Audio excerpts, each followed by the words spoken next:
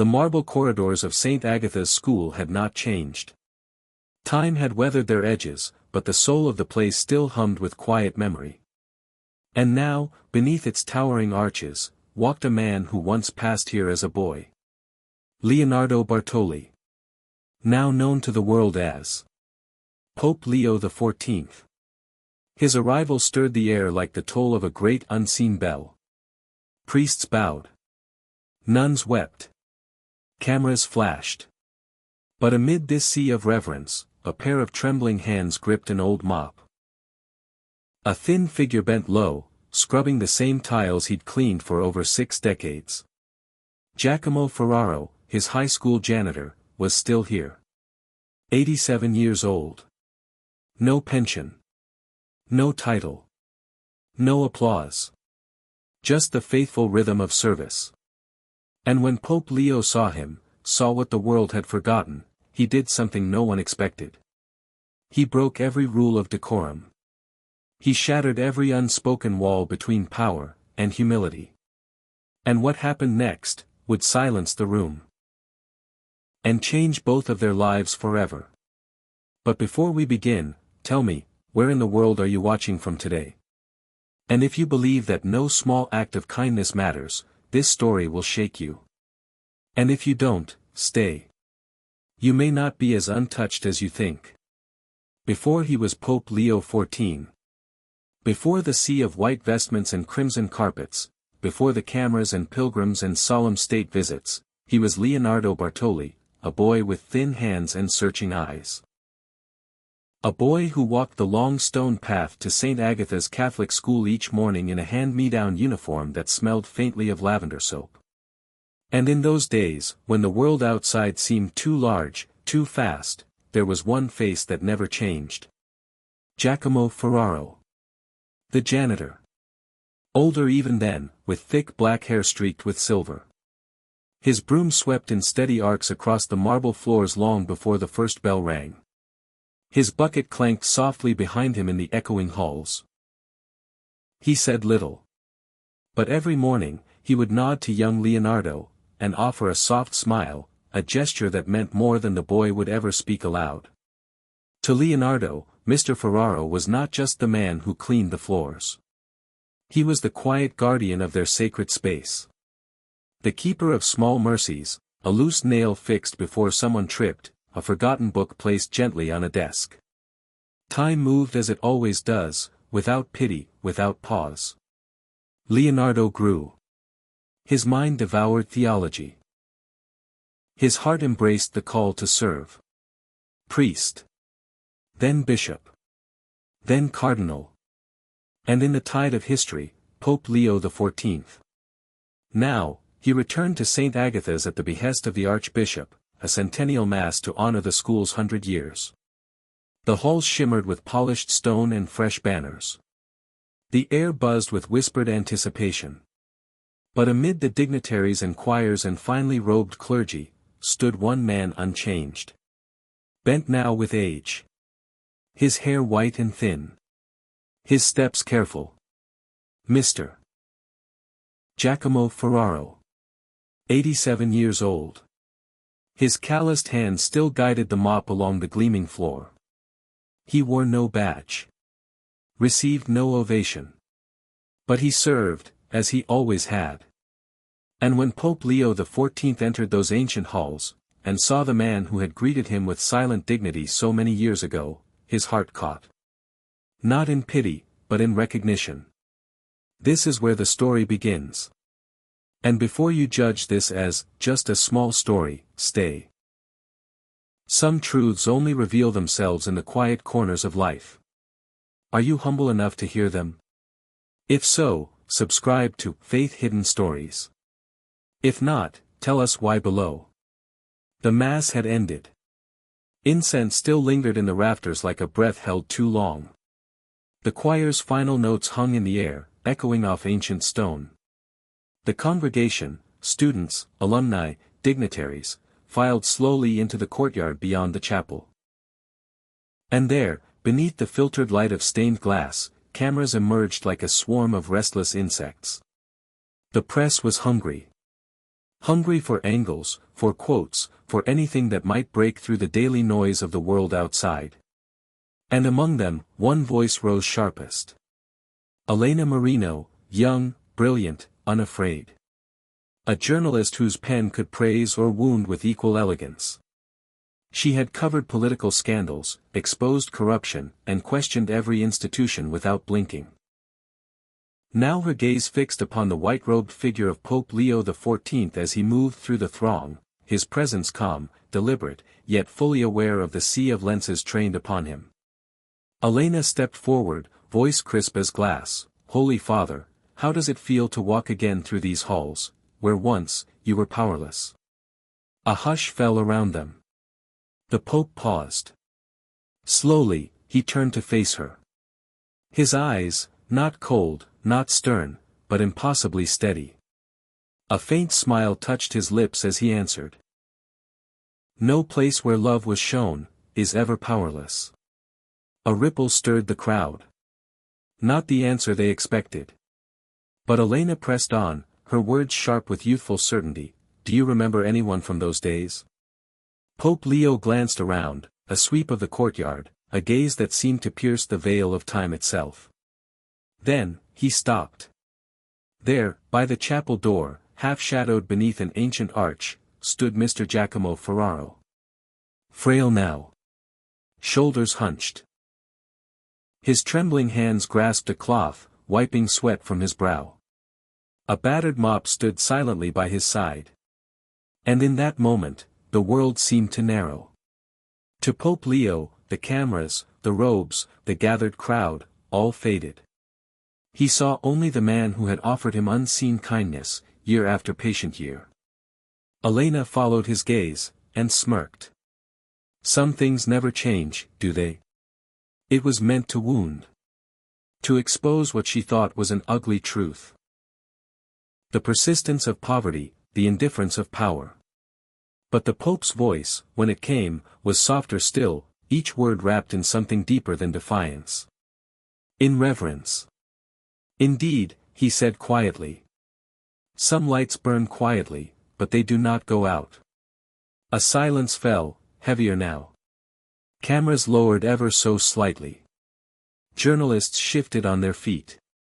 The air seemed to listen. Pause. Ask yourself, how often do you overlook the quiet lights in your life? The ones who serve without praise. The ones whose hands have built the ground you walk on.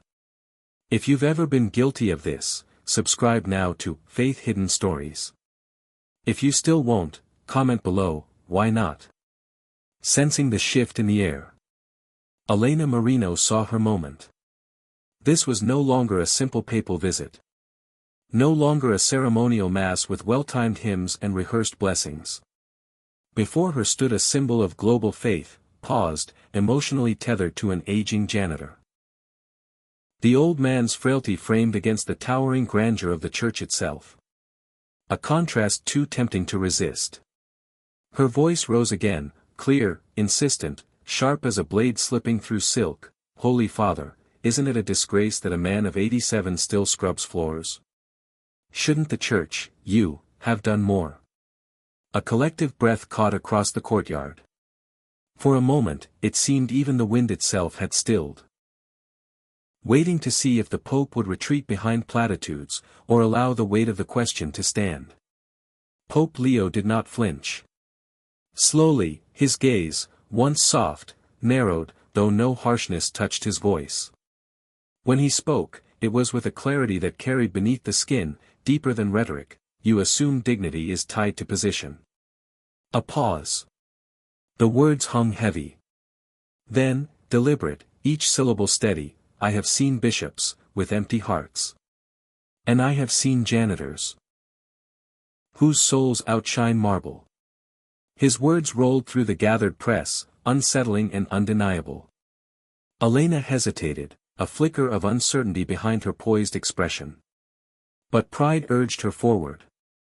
With a faint scoff, she retorted, "Are you romanticizing poverty, then? Cloaking hardship in holiness?" Her tone laced with the weary disdain of one who had witnessed too much performative virtue. But Pope Leo's eyes, deep as old rivers, only softened further. Not in defeat, but in patient sorrow. No, the word fell gentle as a feather, but struck like stone. I am honoring faithfulness. A breath passed through the crowd, some heads lowered, others now watching with unguarded eyes. There is no shame, the Pope continued, in honest work, no matter how humble. Another pause, long enough to press upon the conscience of each listener. But there is shame, he said finally, in a world that fails, to see its worth. Mr. Ferraro, standing unnoticed for so long, seemed to shrink beneath the attention, yet in the gaze of Pope Leo, he stood crowned with invisible light. And for one fleeting moment, titles, robes, and microphones faded. Only the quiet nobility of service remained.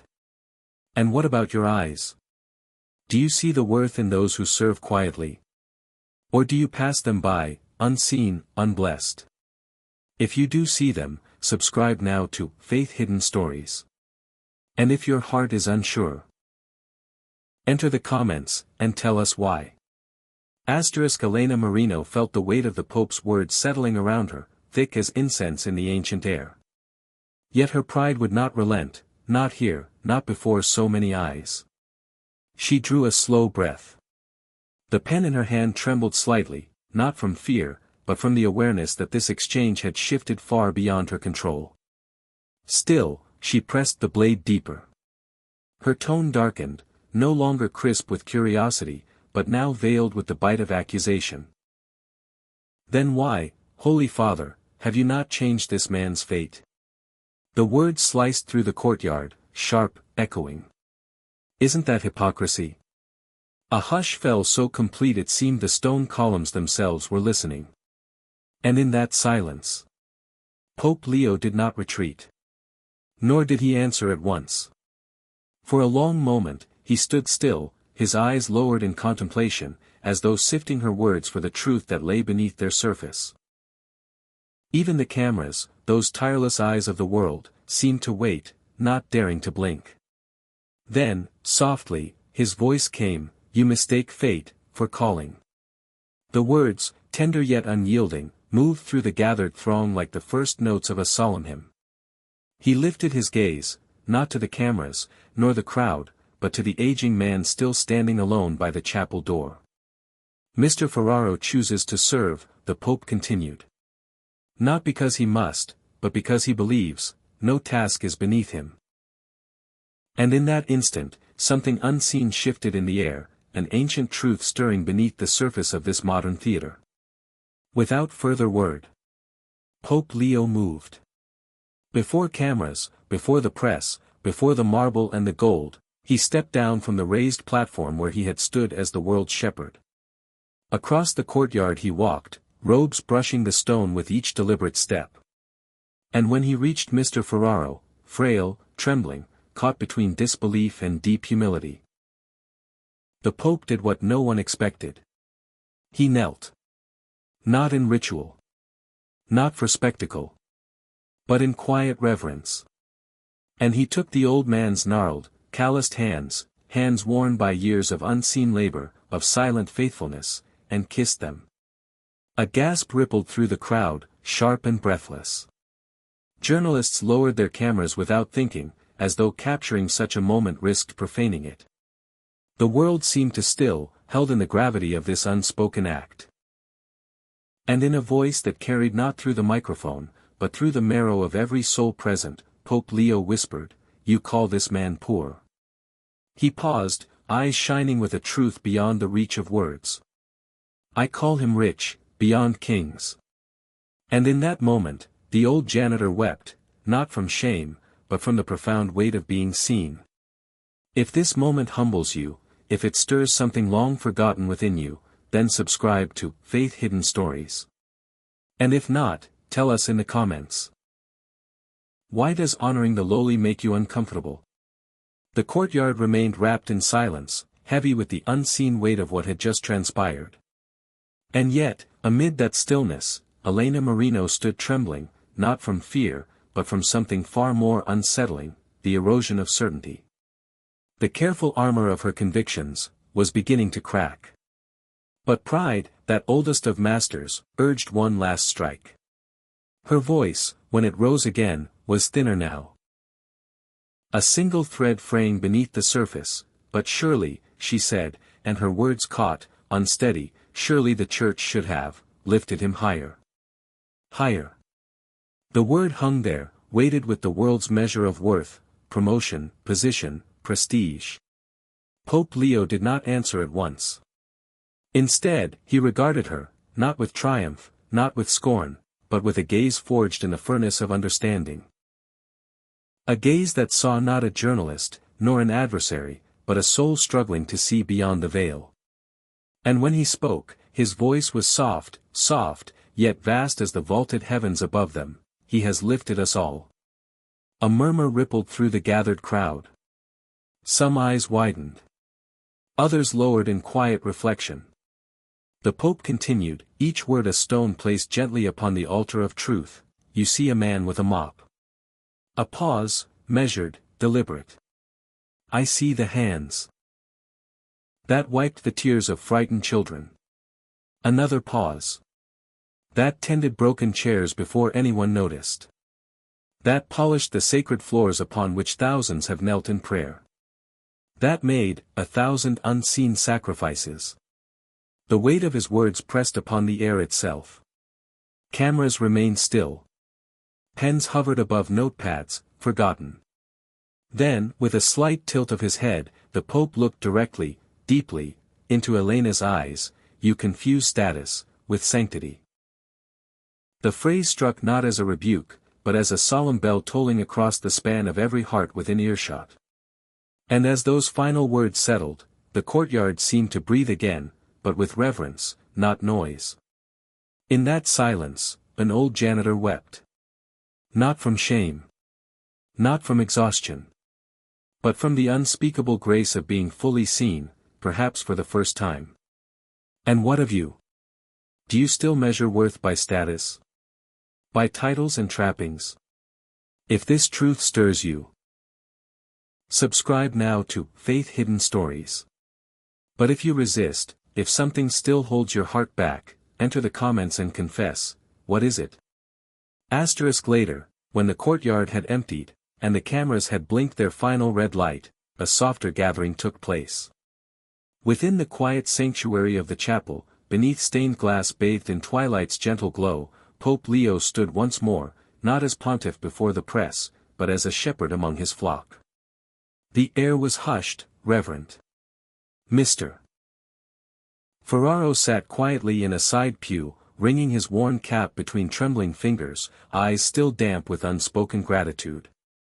Students, teachers, clergy, and a few humbled members of the press now filled the chapel, not out of obligation, but drawn by the gravity of what they had witnessed. And when Pope Leo spoke, it was not from the pulpit, nor with the voice of one who sought to teach, but with the voice of one who longed to remind. This moment, he began softly, his words weaving through the room like incense through air, was not about Mr. Ferraro alone. A pause, inviting reflection. It is about all who serve unseen. The mothers who rise before dawn. The hands that fold altar linens. The souls who listen when no one else will. The janitors. The caretakers. The forgotten. His gaze moved gently across the room, catching eyes, hearts, lingering upon those who had perhaps never heard themselves honored in such words. It is about the world we choose to build. Another pause, long enough for the truth to take root. We need fewer leaders hungry for power. His voice deepened, not with anger, but with solemn yearning, and more hearts willing to kneel. Silence embraced the chapel once more, thick with reverence. Dignity, his final words now a soft benediction, is not bestowed by titles, but revealed through love.